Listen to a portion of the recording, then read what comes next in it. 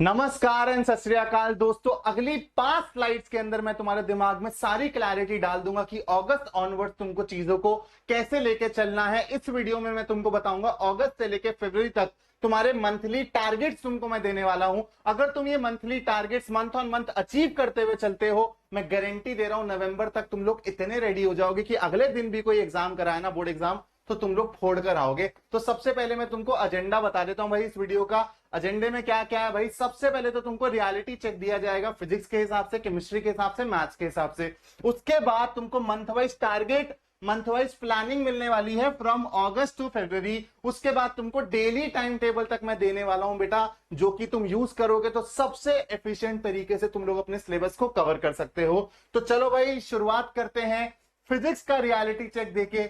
आप लोगों के सामने बेटा यहाँ पर फिजिक्स का क्लास 12 का पूरा सिलेबस है। दिल पे हाथ रख के बोलना, वीडियो को यहाँ पे पॉज कर दो चाहो तो 15-20 सेकंड के लिए, और मुझे बताओ अभी तुम कहां पे स्टैंड करते हो। 2 चैप्टर हुए हैं कोई बात नहीं, 3 चैप्टर हुए हैं कोई बात नहीं, 4 चैप्टर हुए हैं कोई बात नहीं, अरे सर मैं तो 6ठे चैप्टर पे पहुंच गया, कोई बात नहीं।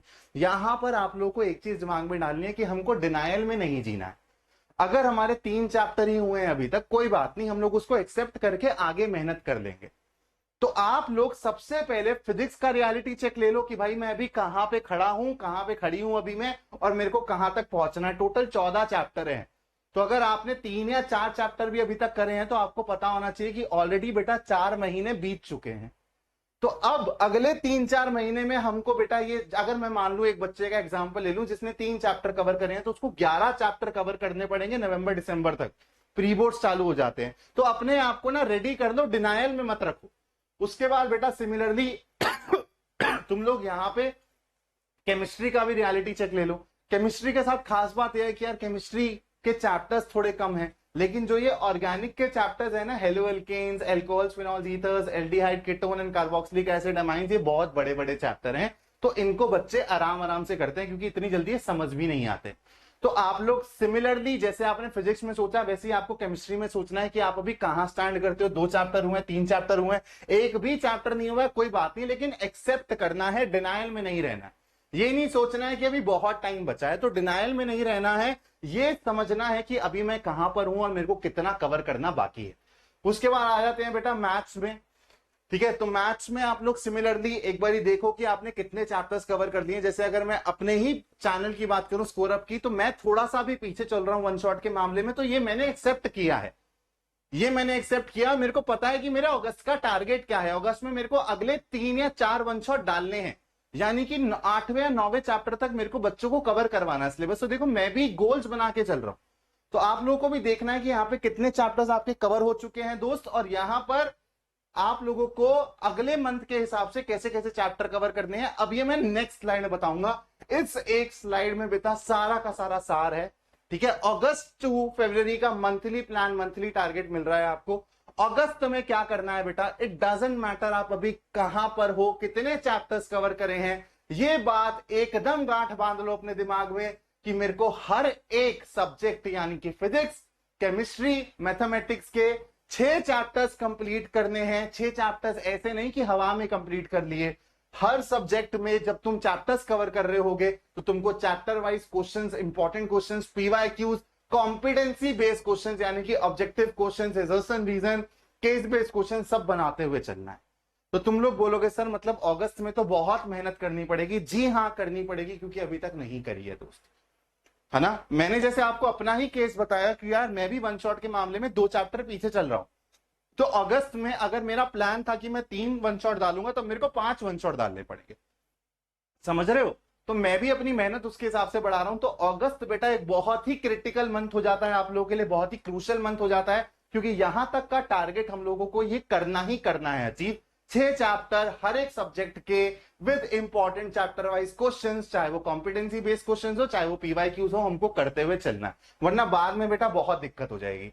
अब आते हैं बेटा सितंबर के महीने में। सितंबर के महीने में क्या करना है, देखो 6 चैप्टर हो चुके हैं हर सब्जेक्ट के। यहां पर अब आपको हर सब्जेक्ट के लिए अलग टारगेट मिल रहा है। इतना डिटेल्ड प्लान आपको पूरे यूट्यूब पे कोई भी नहीं देगा।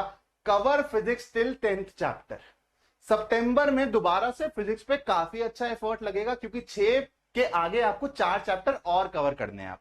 तो आप मान के चलो कि हर हफ्ते आप लोग 1 चैप्टर कवर कर रहे होगे। इसके बाद बेटा जो आप मान लो कि 10वें चैप्टर तक आपको ऑप्टिक्स भी आता है, जो कि काफी बड़ा टॉपिक है, लेकिन ऑप्टिक्स से पहले जो 2 चैप्टर है आपके अल्टरनेटिव करंट, ये सारे के सारे छोटे चैप्टर्स हैं, तो वो आप 4-4 5-5 दिन में भी कवर कर लोगे। तो 4 चैप्टर कवर करने के लिए सितंबर का महीना इनफ है, अच्छे से कर लोगे आप लोग। उसके बाद केमिस्ट्री में देखो बेटा, अगर मैंने आपको फिजिक्स में ज्यादा बड़ा टारगेट दिया है तो केमिस्ट्री में कम दिया है।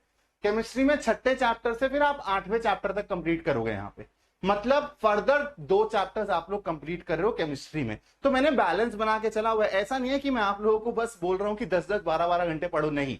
टारगेट आप लोगों को ये अचीव करने हैं, आप लोगों के ऊपर है कि भाई आप किस तरीके से पढ़ रहे हो, क्या टाइम टेबल बना रहे हो। उसके बाद भाई मैथ्स में अगले 3 चैप्टर्स कवर करने हैं, यानी कि टिल 9th चैप्टर कवर करना है। तो सितंबर तक आते आते बेटा हमारे फिजिक्स के 10 चैप्टर, केमिस्ट्री के 8 चैप्टर और मैथ्स के 9 चैप्टर कंप्लीट हो जाने चाहिए, टारगेट है हमारा। ये टारगेट इधर उधर नहीं होना चाहिए। आते हैं भाई अक्टूबर में। अक्टूबर में क्या करना है बेटा, अब देखो यार ऑलरेडी यहां पर तुमको पता चल रहा है कि 8-9 चैप्टर हो चुके हैं हर सब्जेक्ट के, और 12th का सिलेबस बेटा छोटू मोटा नहीं है, वाइड सिलेबस है। तो यहां तक आते आते ना तुमको रियलाइज होगा कि यार मैं चीजें भूल रहा हूं थोड़ी थोड़ी। तो तुम लोगों को यहाँ पे क्या करना है बेटा, अक्टूबर के पहले 15 दिन में ना तुमको प्रैक्टिस करनी है और रिवीजन करनी है। रिवीजन करनी है और प्रैक्टिस करनी है, और फिर तुम लोगों को आगे के चैप्टर्स पे जाना है। प्लीज जैसे बोल रहा हूं वैसे ही कवर करना चीजों को, ऐसे ही टारगेट बना के चलोगे तो बेटा पता भी नहीं चलेगा, सिलेबस खत्म हो जाएगा, तुम लोगों पे बिल्कुल भी स्ट्रेस नहीं आएगा। उसके बाद बेटा तुम लोगों ने 15 दिन रिवीजन कर ली, अगले 15 दिन में क्या कर रहे हो, फिजिक्स के 12th चैप्टर तक, मतलब फिजिक्स के 2 चैप्टर और कंप्लीट करोगे। केमिस्ट्री के 2 चैप्टर जो फाइनल बचे हैं वो कंप्लीट करोगे, मतलब केमिस्ट्री का सिलेबस खत्म हो चुका है अक्टूबर में। और मैथ्स का अगले 2 चैप्टर यानी कि टिल 11th चैप्टर आप लोग कंप्लीट करोगे। ठीक है, तो अक्टूबर महीने की बात करूं, समराइज कर दूं, तो पहले 15 दिन में मैंने जितना भी पढ़ा था उसको दोबारा से समराइज किया, रिवाइज किया, रिकॉल किया। अगले 15 दिन के अंदर फिजिक्स के नेक्स्ट 2 चैप्टर्स करें, यानी कि टिल 12th तक सिलेबस कंप्लीट। उसके बाद केमिस्ट्री के दोबारा मैंने 2 चैप्टर्स करें, आगे केमिस्ट्री का पूरा सिलेबस कंप्लीट, और मैथ्स का 11th चैप्टर तक मैंने चीजें कवर कर दी। अब आते हैं बेटा नवंबर के महीने। नवंबर के महीने में क्या करना है बेटा, आप लोगों का जो भी फिजिक्स और मैथ्स का सिलेबस बचा है उसको कवर करो। सबसे पहला होना चाहिए कि भाई नवंबर में मेरे तीनों सब्जेक्ट का सिलेबस कवर हो जाए। अक्टूबर में ऑलरेडी केमिस्ट्री का हो चुका है, तो फिजिक्स और मैथ्स का सिलेबस आप लोगों को नवंबर में कंप्लीट करना है। और उसके बाद थोड़ी सी अपनी पीठ भाई थपथपाना, बी प्राउड ऑफ योरसेल्फ यार कि आप लोगों ने सिलेबस कंप्लीट कर लिया, वो भी नवंबर तक। अब इसके बाद आता है बेटा हार्ड कोर प्रैक्टिस का टाइम। तो दिसंबर, जनवरी, फरवरी आपके प्रैक्टिस मंथ है, ठीक है। और प्रैक्टिस किस तरीके से करनी है भाई, दिसंबर में या फिर नवंबर एंड में ही बेटा सैंपल पेपर्स खरीद लेना, ठीक है।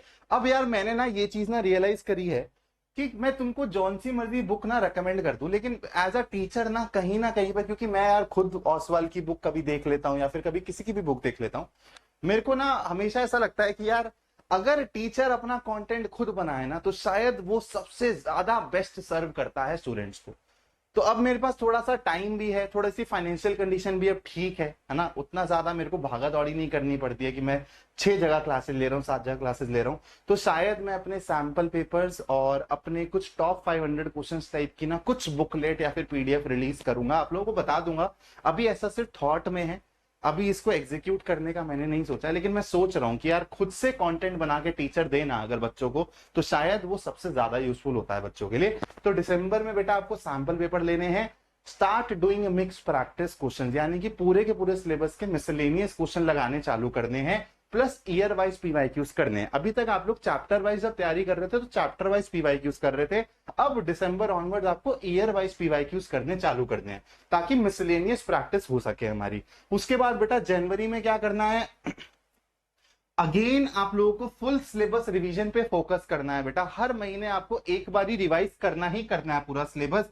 टाइम मैनेजमेंट पे काम करना है, क्योंकि अब हम बोर्ड एग्जाम के बहुत नजदीक आ चुके हैं। तो भाई कैसे उस 3 घंटे के अंदर हमको पेपर को समराइज करना है, प्रेजेंट करना है, उन सब स्किल्स पे काम करना पड़ेगा। टाइम मैनेजमेंट पे, प्रेजेंटेशन स्किल्स पे काम करना पड़ेगा, प्लस सैंपल पेपर्स तो बेटा लगाने ही लगाने हैं। दिसंबर से ही सैंपल पेपर लगाने चालू करने हैं, जितने सैंपल पेपर लगा पाओ उतना कम है बेटा। उसके बाद आते हैं बेटा हम लोग फरवरी पे। फरवरी में तो फिर एकदम ऐसा हो जाता है कि सर आ गया पेपर, बस आ गया। तो यहां पर ना दो केस होते हैं, या तो बच्चा बहुत ही अलग लेवल के कॉन्फिडेंस पे चला जाता है कि भाई मैंने तो चीजें बहुत अच्छी कर ली हैं, अब तो मैं पेपर में ही फोड़ कर आऊंगा, फरवरी के मंथ को बहुत लाइट ले लेता है, या फिर जनवरी एंड से ही ना थोड़ा ढीला पड़ना चालू हो जाता है। तो आप लोगों को ध्यान रखना है बेटा, आप लोगों को एंड में सबसे ज्यादा तेज भागना, सबसे ज्यादा तेज भागोगे ना बेटा तो इंजन गर्म रहेगा। इंजन का मतलब मेरा है दिमाग से। तो अपने दिमाग को आपको रेगुलर प्रैक्टिस देनी है, ताकि मेन दिन बोर्ड एग्जाम वाले दिन ना जरा सी भी चूक ना हो जाए बेटा। तो you are ready for exams, just don't lose consistency and keep practising. और यहां पर सबसे ज्यादा इंपॉर्टेंट है बेटा एंड के महीने में कि आप 2023 और 2024 के पेपर्स को जरूर लगाओ। 2023 और 2024 के जो भी एडिशनल सैंपल पेपर्स थे, आप लोगों के क्वेश्चन बैंक से, उन सबको जरूर लगाओ, जो कि सीबीएसई की साइड से प्रोवाइड किए गए थे। वहीं से ही क्वेश्चंस आपको बार बार ही उठते हुए दिखाई देंगे। तो ये रहा बेटा आपका नेक्स्ट 7 महीने के टारगेट। हर महीने का टारगेट आपको दिया है, हर सब्जेक्ट के हिसाब से। इतनी डिटेल्ड वीडियो में दोबारा बोल रहा हूं, आपको कहीं पर भी नहीं मिलेगी। अब आपको बेटा यहां पर मिल रहा है डेली टाइम टेबल। अब देखो यार, स्कूल डेज और नॉन स्कूल डेज के हिसाब से मैंने दोनों के हिसाब से आप लोगों को यहाँ पे टाइम टेबल दे दिया है। अब कुछ बच्चे ऐसे भी होंगे जो कोटा या फिर कहीं और पढ़ रहे होंगे, जो कि डमी स्कूल से पढ़ रहे हैं, उनका तो बेटा रूटीन ही अलग रहता है। यहाँ पे मैं उन बच्चों की बात कर रहा हूँ जो कि यार स्कूल जा रहे हैं किसी किसी दिन और किसी किसी दिन स्कूल नहीं जा रहे हैं। तो जिस दिन आप स्कूल जा रहे हो बेटा, 8 से 4 का टाइम तो आपका स्कूल में, नैप में, लंच में, आके रेस्ट करने में, इन सब में चला जाएगा। 4 से 8 बेटा यूजुअली बच्चे या तो अपने घर के आसपास ऑफलाइन कोचिंग में एनरोल्ड होते हैं या फिर कहीं पे ऑनलाइन पढ़ रहे होते हैं। तो ये 4 घंटा आप लोग सेल्फ स्टडी नहीं करते हो, आप लोग टीचर के थ्रू नई चीजें सीख रहे होते हो। तो यहाँ पे बेटा आप लोगों को ऑफलाइन ऑनलाइन यूट्यूब जहां से भी पढ़ रहे हो, आपका ये 4 घंटे का स्लॉट हो गया। लेकिन 9 से 11 या फिर 9 से जो 11:30 है ना डेली स्कूल वाले दिन में, ये आपको सेल्फ स्टडी के लिए रखना है बेटा। Self study is extremely important. एक बारी को ये बंक मार देना, ये बंक मत मारना। खुद से जो सीख रहे हो ना डेली, खुद से जो प्रैक्टिस कर रहे हो ना डेली बेटा, वो तुम्हारे साथ रहेगा आगे तक। तो यहाँ पे सेल्फ स्टडी करनी है और हर सब्जेक्ट को लेके चलना है। जैसे 2.5 घंटे पढ़ रहे हो, मान लो 9 से 11:30 तक तुमने मान लिया कि हमारा स्केड्यूल है 9 से 11:30 पढ़ने का। 2.5 घंटे में तुमको तीनों सब्जेक्ट्स उठाने हैं। जैसे मान लो तुमने 1 घंटा मैथ्स उठा लिया किसी दिन, तो तुमने 45 मिनट्स फिजिक्स और केमिस्ट्री उठा लिया। या फिर मान लो तुम फिजिक्स में थोड़ा सा पीछे चल रहे हो, तो फिजिक्स तुमने 1 घंटा उठा लिया और मैथ्स और केमिस्ट्री को 45 मिनट्स उठा लिया। तो उस तरीके से तुमको कैलकुलेशन करनी पड़ेगी। नॉन स्कूल डेज में बेटा तुमको टोटल 3 सिटिंग देनी है। पहली सिटिंग आएगी तुम्हारी सुबह के टाइम पे, ठीक है, पहली सिटिंग आएगी बच्चा तुम्हारे सुबह के टाइम पे 9 से 12। अब कुछ बच्चे बहुत जल्दी उठ जाते हैं, कुछ बच्चे लेट उठते हैं, तो मैंने उसके हिसाब से मान के चला है कि यार 8 बजे तक तो हर बच्चा उठ ही जाता है, ठीक है, इससे ज्यादा लेट मत करना। तो 9 से 12 आपकी पहली सिटिंग जाएगी। इस पे आप सेल्फ स्टडी कर रहे होगे, रिवाइज कर रहे होगे, प्रैक्टिस कर रहे होगे। जो भी पूरे हफ्ते में आपने पढ़ा है, आप यहाँ पे उसको रिवीजन कर सकते हो, उसकी प्रैक्टिस कर सकते हो। फिर 12 से 2 में बेटा थोड़ा सा रिलैक्स करो, दिमाग को रिलैक्स कराना भी जरूरी है। तो आप लोग बेटा बढ़िया सा लंच करो, वहीं पापा के साथ टाइम बिताओ, बढ़िया से गेमिंग करो, दोस्तों से थोड़े से गप्पे मारो। उसके बाद 2 से 4 PM आपका आ जाएगा बेटा दूसरा स्लॉट। तो ये आपका सेकेंड राउंड है स्टडी का। यहाँ पे 2 घंटे अगेन आपको बेटा सेल्फ स्टडी करनी है और हर राउंड में हर सब्जेक्ट को उठाना है। हर राउंड में हर सब्जेक्ट को उठाना है, क्योंकि देखो यार, अगर आप यहाँ पे 3 घंटे मैथ्स पढ़ते हो, केमिस्ट्री पढ़ते हो, फिजिक्स पढ़ते हो, ऐसे भी कर सकते हो आप लोग। लेकिन सबसे बेस्ट यही रहेगा कि आप छोटे छोटे टाइम निकालो। जैसे ये 3 घंटे है, तो आपने 1 घंटा मैथ्स पकड़ लिया, 1 घंटा फिजिक्स पकड़ लिया, 1 घंटा केमिस्ट्री पकड़ लिया। तो सुबह के टाइम जब हमारा ब्रेन फ्रेश होता है, हमने तीनों सब्जेक्ट्स पे अच्छे से प्रैक्टिस कर लिया। फिर 2 से 4 में हम लोगों ने दोबारा से बेटा तीनों सब्जेक्ट को उठाया। मान लो हमने 40-40 मिनट करके तीनों सब्जेक्टों को टाइम दे दिया। और फिर 9 से 11 हमारा तीसरा राउंड होगा। 4 से 8 बेटा आप लोग वही कोचिंग, ऑनलाइन हो, ऑफलाइन हो, यूट्यूब हो, इन सब के चक्करों में फंसे रहोगे। क्योंकि चाहे स्कूल वाला दिन हो, चाहे स्कूल वाला दिन ना हो, क्लासेस तो होनी है, चाहे ऑनलाइन हो, चाहे ऑफलाइन हो। तो अगेन 9 से 11 में आपका थर्ड राउंड है। यहाँ पे आप लोगों को दोबारा से तीनों सब्जेक्ट्स को टाइम देना है। अब मैं बस पिछली स्लाइड तुम लोगों को दिखा रहा हूँ, तुम लोग चाहो तो इसका स्क्रीनशॉट ले लो। और ये तुम लोग स्क्रीनशॉट लेके ना, जहां पर भी पढ़ते हो, जो भी तुम्हारा स्टडी रूम है, उसमें ना इसको प्रिंट आउट निकाल के इसकी फोटो लगा लो। तुमको याद रहना चाहिए, मैं सच बोल रहा हूँ, अगर तुम इसके हिसाब से चलोगे ना बेटा, तो नवंबर में ही तुम्हारा कॉन्फिडेंस ना यहाँ पर होगा। तुम लोग बोलोगे अरे सर बोर्ड एग्जाम कल करवा दो, छोड़ दूंगा मैं। समझ आई बात? चलो, thank you so much for watching this video. One shots अब रेगुलरली आते रहेंगे, 12th वालों के लिए भी, 11th वालों के लिए भी। 12th वालों के लिए अगस्त में मिनिमम 4 वन शॉट्स में कवर करूंगा। और कंटिन्यूटी एंड डिफरेंशियबिलिटी तो बेटा जुलाई के महीने में ही कवर कर दूंगा। Thank you so much for watching. जय हिंद दोस्तों।